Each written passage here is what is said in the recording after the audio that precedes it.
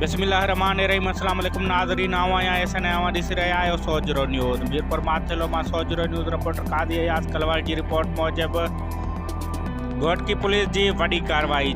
6 नवंबर ते थाणो रौंती जी हद में एक DSP बा सब इंस्पेक्टर ऐं ॿिनि पुलिस एहलकारनि जी शहादत में मुलविस धाड़ेल पंहिंजे साथियुनि समेत मारिजी वियो।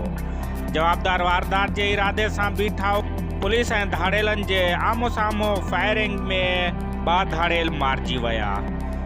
थाणो बेलो मीरपुर माथेलो जी हद नज़द ड्रिंक चाचड़ SHO ए section sub inspector Mohammad Ayub Dogar की सरबराही में SHO बेलो मीरपुर सफ़ीउल्लाह पठान वॾी नफ़री साण करे कार्रवाई कई, जंहिंमें 2 धाड़ेल मारिजी विया। एक धाड़ेल जी सुञाणप हाकिम वल्द निवाज़ शहर जे नाले सां थी आहे।